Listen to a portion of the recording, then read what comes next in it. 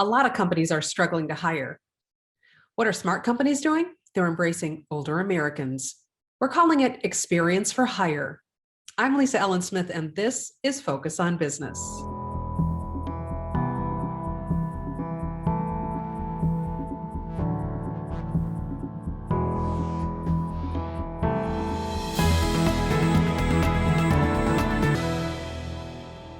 SBAM represents nearly 29,000 small businesses across our state. We have members in every county. SBAM is a proud sponsor of Focus on Business, a show that provides you valuable insight. But did you know that SBAM also produces a twice-weekly briefing called the Small Business Briefing? It's hosted by SBAM CEO Rob Fowler and SBAM President Brian Calley. This briefing offers insight into the ever-changing landscape that small business owners must navigate. The show features legislative updates, pandemic-related news, and also spotlights Michigan small business owners. You can join us live on Facebook every Monday and Thursday at 3 p.m. Eastern Time, or you can find archived versions on our website.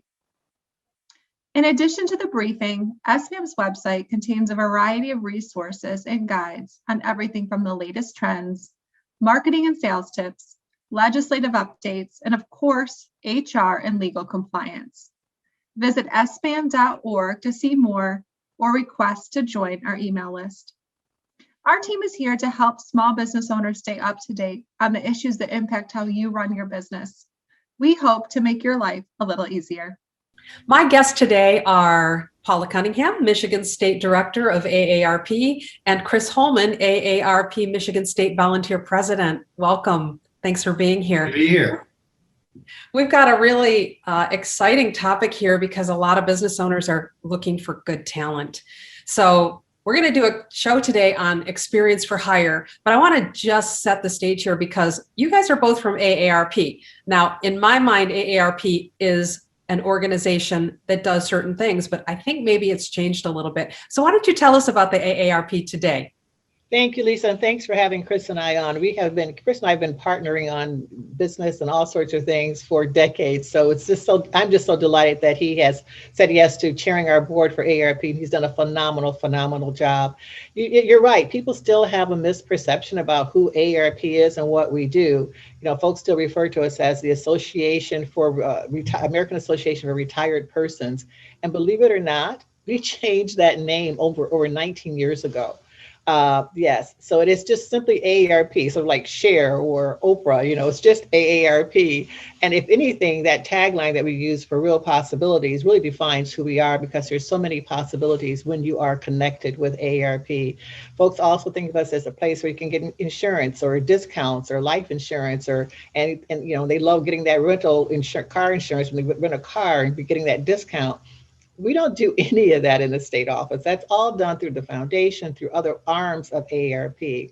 What we do and what we focus on, particularly here in Michigan, and for our 1.3 million members in Michigan and 38 million members nationwide, what we do is everything from making certain that people aren't victims, older adults in particular, those who are 50 and older, aren't victims of fraud, how to start your own business. There are so many caregivers out there, mental wellness. We are leading the way in Michigan in terms of dementia and a roadmap for people who are taking care of folks with dementia. Everything from Social Security advocacy and prescription drugs. Michigan has some of the highest prices for prescription drugs of anywhere in the nation. Folks go to Canada, so we advocate for that. We even have a dance activity where people from all over come and dance together. And my favorite, when I started about 6 years ago, they even did sex at 50 plus. So I'm telling you, what you think about AARP isn't who we are at all. We are hip, we're cool, and people are embracing the older age and starting new businesses and getting engaged as they age. And bottom line is AARP is there to make certain that we are a fierce friend and a wise defender for anyone who's aging so they can age with dignity and age with respect. Well, thank you for the work you're doing there. If I could jump on that, it's kind of reflective of the change in the demographic in the United States. People are living longer, they're remaining vibrant longer. And so when you used to look at 65 as that retirement age, that's not necessarily the case anymore. And people want things to do so that they can make a difference. And just one quick thing, if I would ask your audience if they know the fastest aging, the fastest growing part of our population in terms of age? What number or age is the fastest growing? I don't hear a response, but it's 85 and older.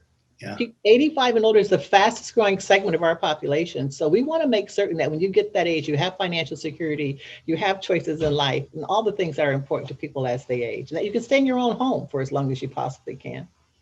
Well, that's we're really going to focus today on the business side, but it's refreshing to hear that there are so many things out there for that retired person, but not even retired, because to Chris's point, we don't want to retire always at 65. So you actually asked your membership, are you interested in working still? What did they say? It's kind of interesting because this was a passion, and Paula alluded to the fact that her and I have worked together for decades. And it's always been kind of in that business, education, social justice type circumstance. And this was simply a case of we identified a need. We realized that people in business were having trouble getting talent, and even more trouble retaining that talent, because everybody wanted to steal it if they had good people. And so we decided it would be a good idea to go to our demographic, to our membership, and say, are you interested in working? Now, this required a couple of things. This was a lot of work on AARP's behalf, and Paula and her staff just did an incredible job of surveying membership, and do you want to return to the workforce, and what are your skills? And then we had to go to the other side, the employer, and say, don't think about hiring someone at 40 hours. Think about hiring 3 people at 12 or 15 or whatever the case may be. So it takes a little creativity, but the assets and the ability of these people to come in and make a difference in your workforce is just incredible. A lot of people got to retirement. First of all, a lot of people got to retirement and said, this is the prize. This is not what I looked for at all. I want to make a difference. And they also looked at it and said, well, at this point in time, I really want to get involved with my grandkids in their lives and help out, my sons and daughters with rearing. And you can have both those things.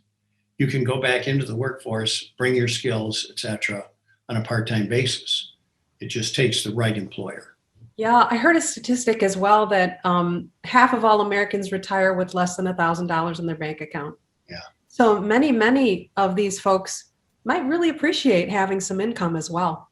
Yeah, absolutely. And not just the income. And that's important. That's part of that financial security. As we live longer, we didn't realize you're going to live to be 85 or 90. And so our money runs out. So that's part of that. But also the socialization, just being connected, feeling like you're making a difference in life. Those are things that a paycheck can't even buy, but it's just that sense of community and that sense of commitment that you're really doing something that's making a difference. And people have so much. We've got medical doctors, attorneys, people have so much to give, and they don't really want to. They retire, they think it sounds great, but they don't really want to just go out and golf every day. Chris might, but we don't want to go golf every day. So it's an avenue for people to really give back to their community and continue to give. Well, so first are of we all, talking about mostly very high level, or are there,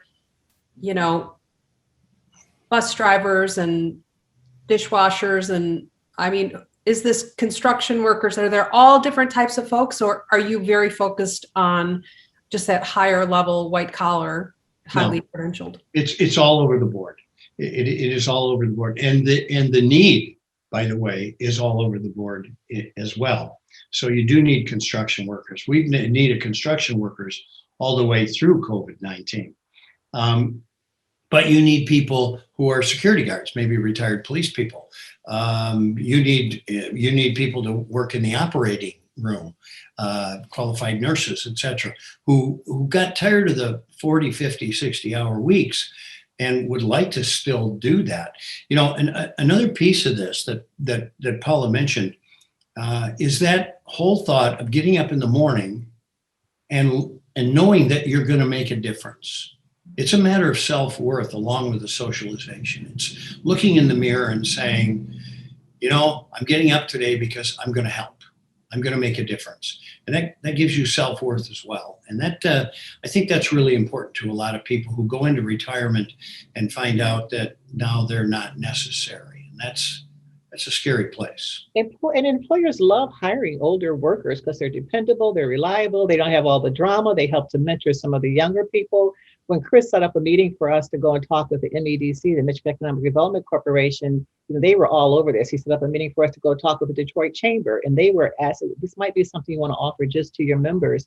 And Sandy Bruce said, no, this is too valuable. We want to offer it to everybody, let them know about it. But while we were talking with MEDC, we got it, I think within a week or a day or so, we got a call from the Michigan Department of Education who wanted to know whether or not they could do this for retired teachers, because they needed more teachers to go back into the classroom. So older adults have so much to add, just so much that they can contribute, even in terms of mentoring and helping some of the younger workers. And they're going to be there when they say they're going to be there. They're not going to, I won't say that much about our younger people. The work ethic is very different for older adults than it is for a lot of young folks. Do you have a sense of the sheer numbers of retired persons that might want to enter back into the workforce? I'm not sure we do. We know our membership, and we could break it out by who's retired in the last year, 2 years, 3 years, 4 years. But I don't know that we would have a number. Paula, maybe you can correct me on this, but that we would have a number that would say there is this finite group that wants to get back in the workforce. Because we find we don't even get repetitive people every time we do one of our job fairs. It's new applicants. So this is driven through job fairs then, that can business owners be part of a job fair? How do you get involved? Yeah, Chris will answer that. But let me just tell you about the numbers. When we first launched this program, we did poll our membership because we needed to know whether or not, before we talk to employers, how many people are interested in working. And as I mentioned earlier, we've got almost 1.4 million members in Michigan. We didn't poll all of them, but those at a certain age, how you do the cross section. And out of that sample, 72%, which really stunned us, said they would absolutely consider getting back in the workplace part-time or full-time. 72%, and that really surprised us. And right now we have like 525 people in the pipeline looking for a job, 525, and they're everything from like Chris mentioned, RNs to CPAs to truck drivers to some in manufacturing. So there's a tremendous need out there on both sides.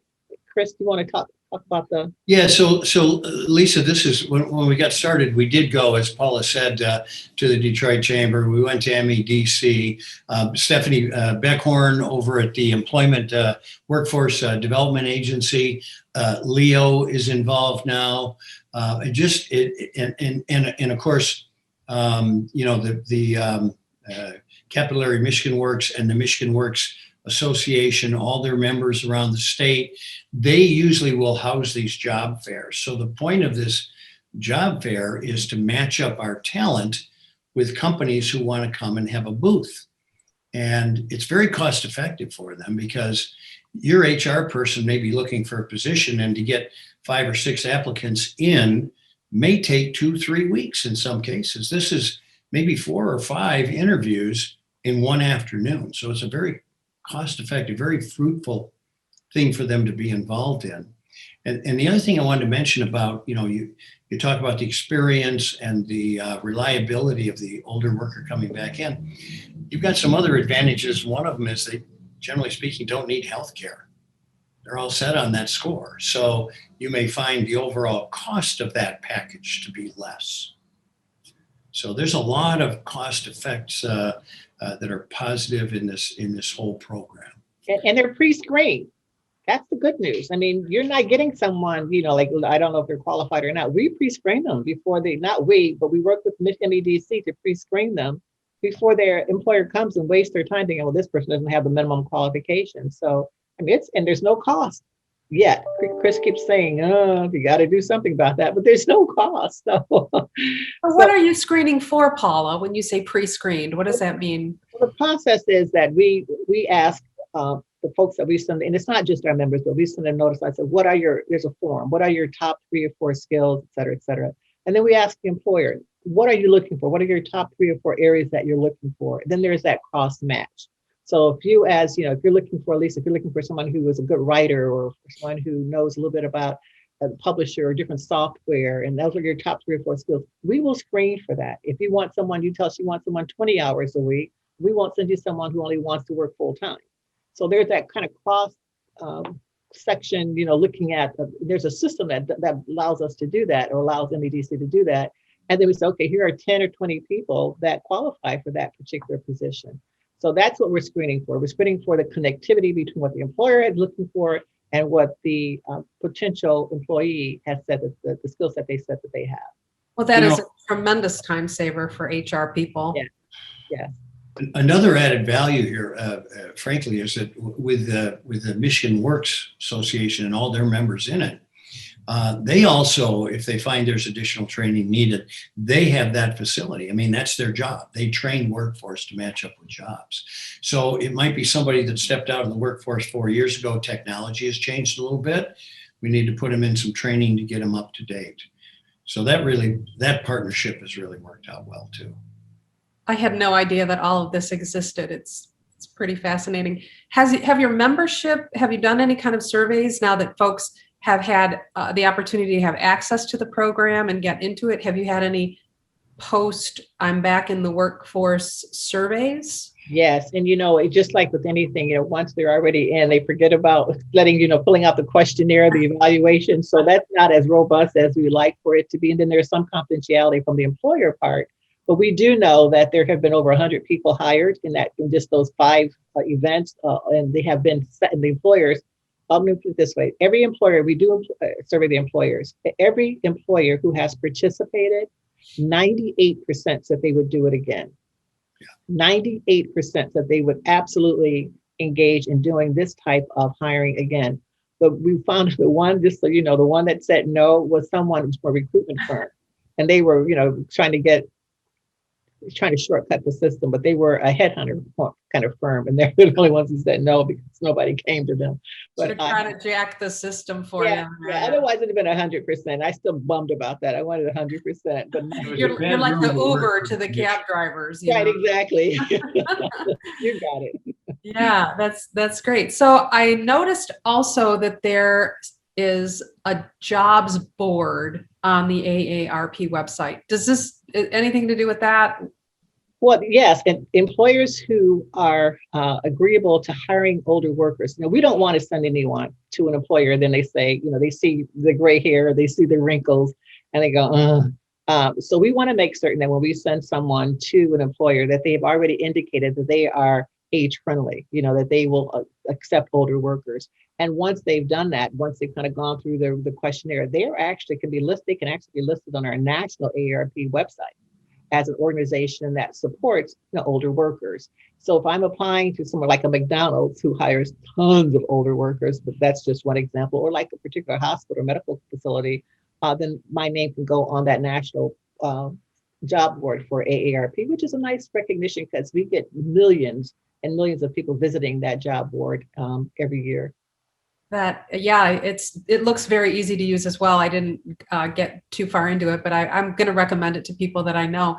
I noticed that you also have other resources for business there, and quite a robust, full spectrum service offering there. Can you talk a little more about some of the things you do? Yeah, absolutely. Chris and I both we have a passion. I think we've got a gene for entrepreneurs, and just supporting. I think that they should teach it in high school and college, et cetera. AARP has even more of a passion for entrepreneurs, people who want to start their own business. There are 10 steps to how to start a business. There's information about insurance and what you need to know. There's information about your tax law and how to get around the tax laws. Forgive me, IRS, but how to manage through some of the tax implications. There's all sorts of resources. There's a toolkit for people starting their own business. So you can just get the toolkit, and everything that we do is free. So before you go and hire a CPA, or before you go and hire an attorney or someone, you should really check that website out because there's a lot of rich information about there for starting your own business. And we do know that women in particular have started more businesses in this, than in the last couple of years, just having access to resources. So a lot there. I could go on and on, but I know our time's running short. Yeah. Any final thoughts? 5 seconds, 10 seconds, Chris. Yeah, go use AARP. Get to the website. You'd be amazed at the number of things that we do to placate your needs. And we are bipartisan. People need to know that as well. Bipartisan, no pack anything. So we're open to everybody. So look forward to working with anybody out there who's interested. Thanks for being with us today. Thank you. Build a better marketing strategy with Inverve Marketing. The way we buy has changed. It's time to dream bigger. With digital marketing, you can build your business faster, measure and evaluate results.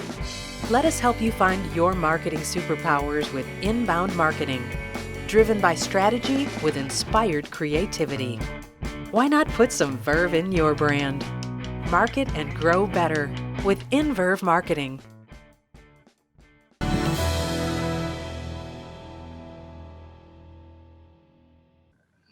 I'm attorney Richard Craig Krause. More and more retail and service businesses have migrated to selling and working directly with their customers online. They have entered the world of e-commerce, which operates with its own set of unique rules, laws, and platform requirements with regard to tax at the federal, state, and local levels, contract terms, and potential for criminal and civil liability threats, and even down to the legal structure or structures which best suit your business needs. And even though this environment is still evolving, there are tried and true and forward-looking methods and applications that need to be incorporated into your online presence. And these help you avoid any number of predictable risks that can seriously upset your operations, fester for years, and consume a lot of time and revenue. So whether you're selling tangible products, digital products, or any one of the vast array of services that are now doing business online, like engineering, medicine, accounting, and many others, and whether you're a first-timer or you've been at it for years, have your online presence evaluated to make sure it's structured best for your tax and legal needs and goals, and that it fully integrates the provisions, agreements, and processes that work preemptively and collectively to help you avoid the multifaceted problems that are common in the e-commerce environment. If you have any questions, call or email us. We too are e-commerce mobile. I'm attorney Richard Craig Krause. Focus on Tax, brought to you by Krause, Bangs and Associates PC.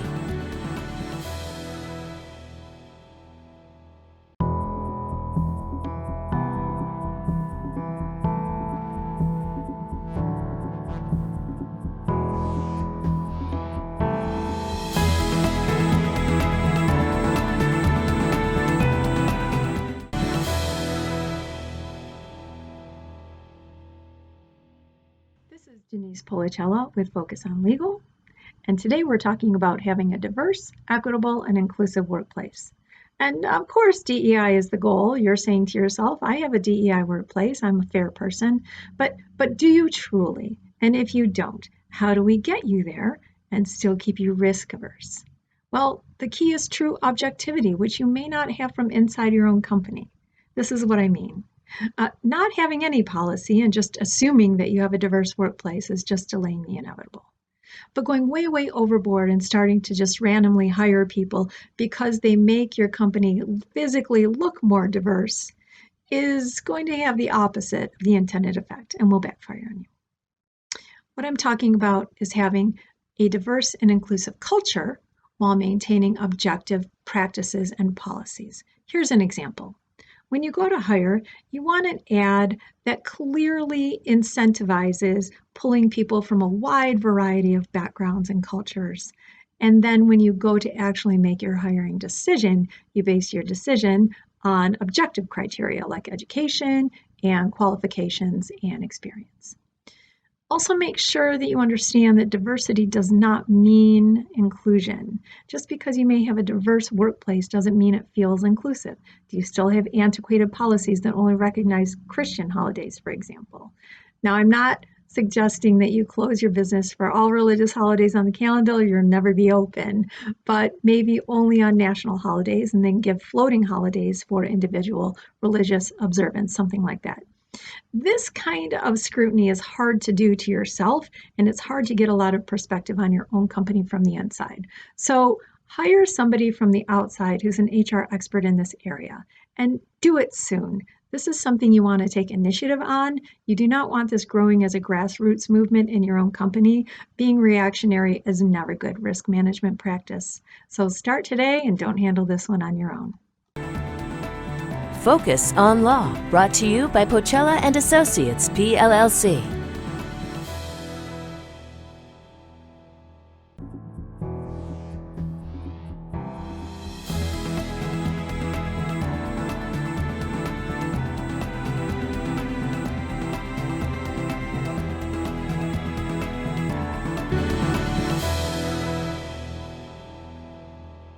Hi, I'm Katie from Cedar River Insurance. I want to help you avoid two of the most common mistakes that I see when working with business owners. The first mistake is making an assumption about what your policy covers. It's easy to do, and policies are lengthy documents that take time to go through, but it's so important to not make an assumption about what even a word or a phrase means as it relates to your business. For example, there was a local grocery store in town that lost power. And due to that, all of the refrigerated and frozen products had to be thrown away. Now, because they had expansive coverage for their inventory, they assumed that those refrigerated products would be covered too, but they weren't. There was actually an exclusion within their policy for refrigerated and frozen products. This can happen to anybody, and so again, it's so important not to make assumptions, but to really be thorough about what the policy language means to you, because policies are not uniform from company to company. There are differences in exclusions and limitations depending on what carrier you're working with. The second big mistake that I see is the set it and forget it.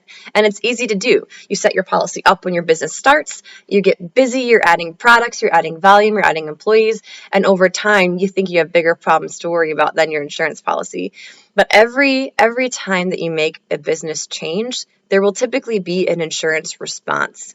So just make sure that as you are updating your business itself, you also are always updating your insurance policy.